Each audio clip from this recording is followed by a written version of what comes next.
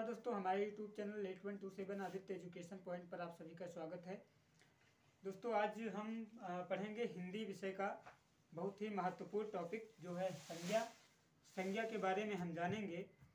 वैसे तो हिंदी में आपके दो टॉपिक हो चुके हैं। पहला आपका स्वर, दूसरा व्यंजन। स्वर और व्यंजन वर्ण सहित हम बढ़िया कंप्लीट पढ़ चुके हैं।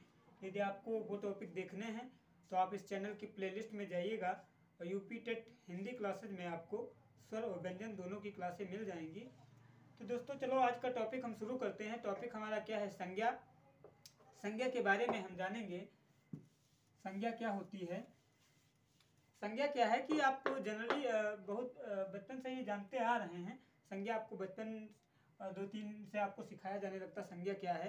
तो वही आपकी परिभाषा रहती है कि किसी व्यक्ति, वस्तु, स्थान आदि के नाम या आदि के बोध को, आदि के नाम को संज्ञा कहते हैं। क्या होता है आपका? पहला क्या होता है? व्यक्ति,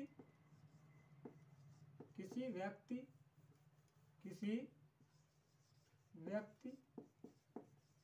पहला व्यक्ति रहता है, वस्तु रहता है, वस्तु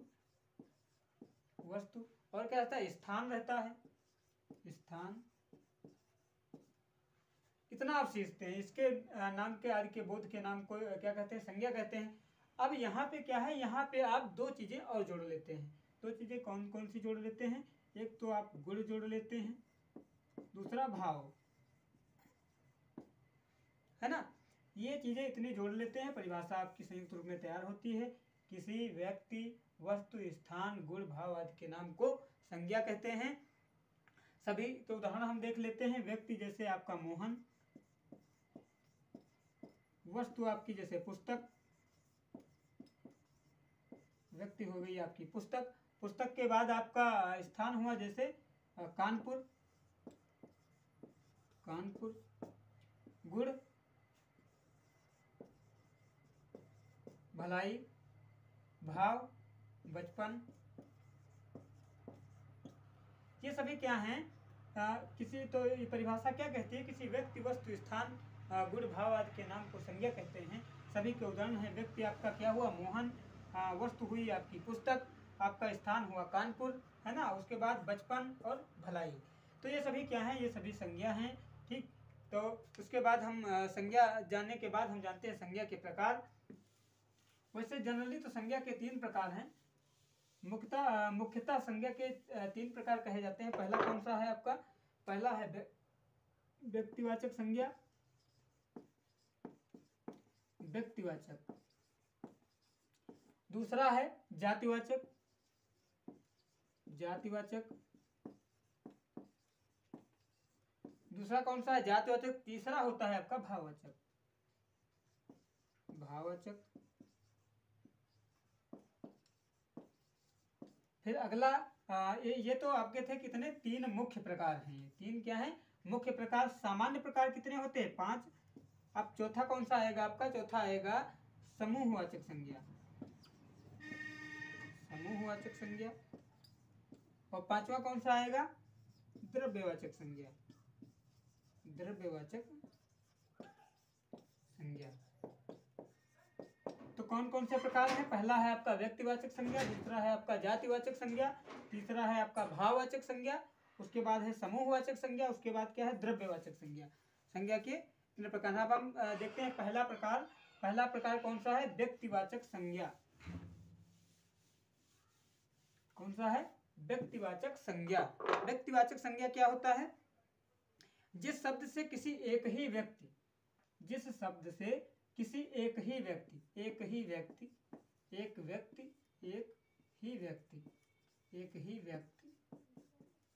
वस्तु, स्थान आदि का बोध होता है, वो सब क्या कहलाती हैं? आपकी व्यक्तिवाचक संज्ञा कहलाती है। जैसे हम जानते हैं, जैसे व्यक्ति की बात यदि की जाए तो यदि हम कहते हैं मोहन,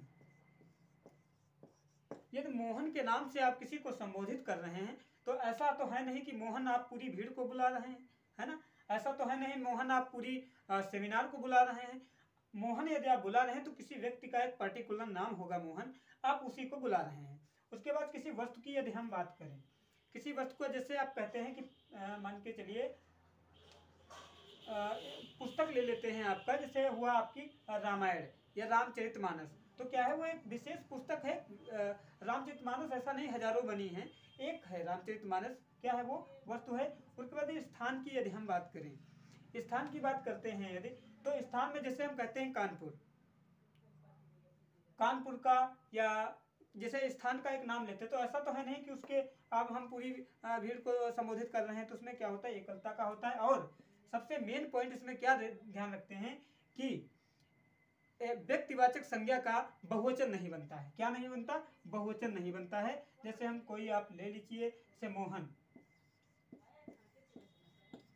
अब मोहन, आप मोहन का बहुवचन बनाइए, क्या मोहने, मोहना, मोहनो, कुछ बन रहा है? नहीं बन रहा है ना। तो यही कहता है क्या है कि व्यक्तिवाचक संज्ञा का बहुवचन नहीं बनता है। यदि आपको पहचानने को आ जाए, ठीक, तो आप ऐसे ही पहचान करेंगे। एक पार्टिकुलर उसका नाम होता है, एक उसका सिंगल नाम होता है। अब उसके बाद जो दूसरा प्रकार आता है, दूसरा प्रकार आता है आपका जातिवाचक संज्ञा। दूसरा आता है जातिवाचक संज्ञा। जातिवाचक में क्या होता है कि किसी भी व्यक्ति, वस्तु, स्थान की समस्त जाति का बोध होता है। किसका? समस्त जाति का बोध होता है। किसी वस्तु है ना, व्यक्ति, किसी का उसकी समस्त जाति का बोध होता है। जैसे हम शब्द लेते हैं लड़का, यदि हम लड़का कहते हैं तो एक लड़का जाति का बोध होता है। लड़का का नाम किसी का ले ले, बस यही कॉन्सेप्ट होता है। जब ये दो संज्ञाएं हम पढ़ लेते हैं तो बढ़िया सा डिफरेंस जानते हुए हम इनको समझते हैं। एक तरफ लिखते हैं जातिवाचक संज्ञा, एक तरफ लिखते हैं जातिवाचक, और दूसरी तरफ लिखते हैं व्यक्तिवाचक।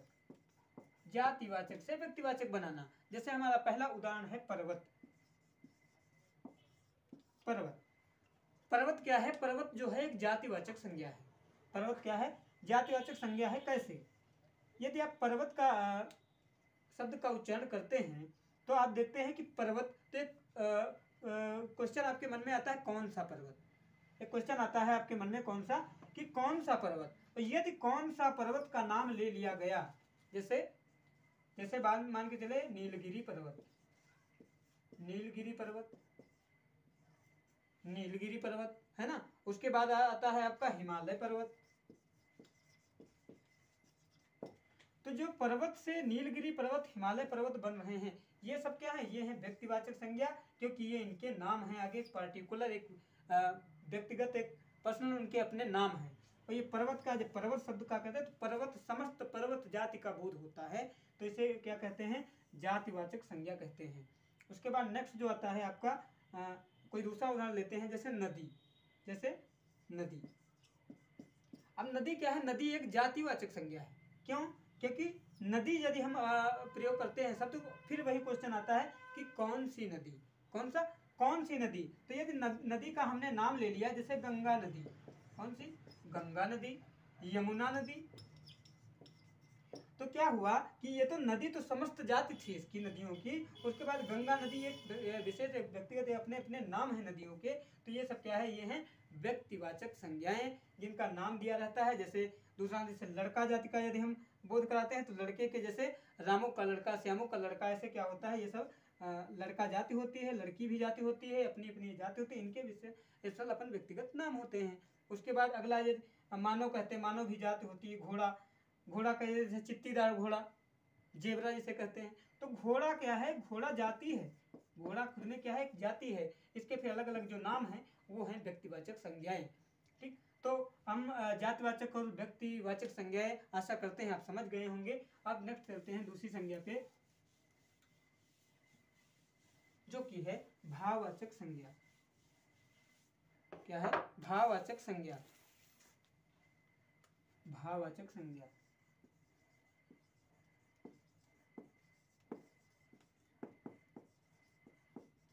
भाववाचक संज्ञा क्या है? कि जिस शब्द से किसी व्यक्ति या वस्तु के गुण, दशा, किसी व्यक्ति के क्या है? गुण, उसके बाद क्या है? दशा, उसके बाद क्या है? भाव या व्यापार, भाव या व्यापार। व्यापार।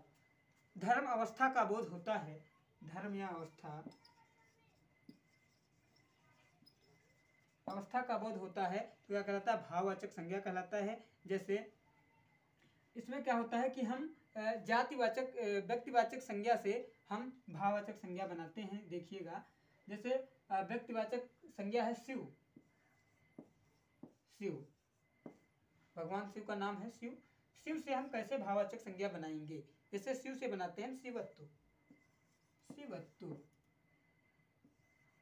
शिवत्तु। उसके बाद अगला शब्द आता है जैसे गांधी, गांधी, महात्मा गांधी, ये आपका जातिवाचक है।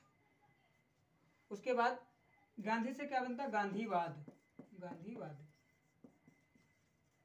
ये सब क्या है, ये सब आपकी भाववाचक संज्ञाओं के उदाहरण हैं। इसी तरह आती है आपकी अगली, कौन सा अगला आपका टाइप है, अगला है आपका समूहवाचक। अगला है आपका समूहवाचक संज्ञा।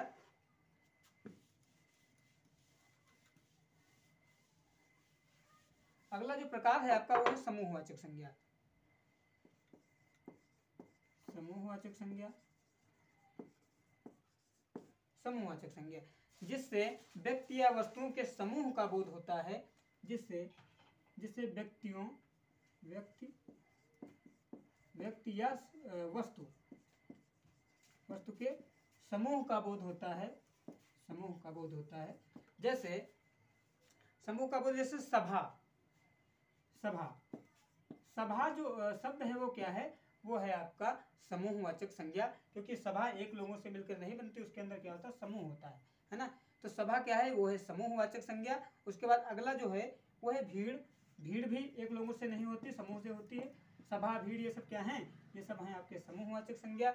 इसी तरह जैसे कुंज, कुंज, कुंज किसी एक चीज से नहीं होता, जैसे भंवरों का कुंज, फूलों का कुंज या गुच्छा, है ना। तो वो सब क्या हैं, वो सब हैं आपके समूहवाचक संज्ञा।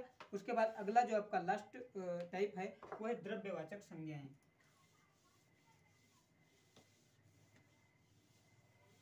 अगला जो क्या है वो है द्रव्यवाचक संज्ञाएं। द्रव्यवाचक संज्ञाएं या संज्ञा। द्रव्यवाचक संज्ञा जिस शब्द से नाप तोल वाली वस्तु का बोध होता है, जिस शब्द से नाप तोल वाली वस्तुओं का बोध होता है उनको क्या कहते हैं, द्रव्यवाचक संज्ञाएं कहते हैं। किससे, कौन कौन सी, नाप तोल, नाप तोल वाली वस्तुएं। जैसे कोयला, कोयला, कोयला क्या है, द्रव्यवाचक संज्ञा है, इसे नाप तोल सकते हैं, तोल तो सकते हैं, है ना। उसके बाद दूसरा क्या है, दूसरा आता है आपका दूध, इसे भी माप तोल सकते हैं। दूध क्या है आपका, द्रव्यवाचक में जाएगा। उसके बाद है चांदी, चांदी के बाद क्या है, सोना। इन सभी चीजों को आप देख रहे हैं, सभी वस्तुओं को क्या देखते हो कि इनको आप माप तोल सकते हैं, तो इसलिए इनको क्या कहा गया, इनको कहा गया द्रव्य। और सभी द्रव्य हैं, सभी द्रव्य हैं, है ना। तो क्या कहा गया, इन्हें द्रव्यवाचक संज्ञा कहा गया। दोस्तों ये आप पढ़ रहे थे संज्ञा टॉपिक। संज्ञा से संबंधित क्वेश्चन भी आते हैं। उसके बाद अगला क्या होता है कि इससे संबंधित क्वेश्चन ज्यादातर बनते हैं व्यक्तिवाचक और जातिवाचक संज्ञा से। आपको व्यक्तिवाचक संज्ञा ज्यादा पहचानने को देते हैं, व्यक्तिवाचक या फिर जातिवाचक। लड़का जैसे दे दिया, आपको कंफ्यूजन रहता है, व्यक्तिवाचक ना हो, ठीक। तो या फिर नदी को दे दिया, यदि नदी का नाम दिया है तब तो व्यक्तिवाचक है, नहीं दिया है तो जातिवाचक है ना। नदी केवल दिया तो जातिवाचक है। तो जातिवाचक व्यक्तिवाचक में ज्यादा आता है क्वेश्चन, तो जातिवाचक और व्यक्तिवाचक में आपको ध्यान रखेंगे। मैं आशा करता हूँ आपको आज संज्ञा का टॉपिक समझ में आया होगा। यदि आया होगा तो वीडियो को लाइक करिए, शेयर और कमेंट करिए। मेरे चैनल पर यदि नए हैं तो चैनल को सब्सक्राइब करिए, सपोर्ट करिए, खूब शेयर करिए। धन्यवाद।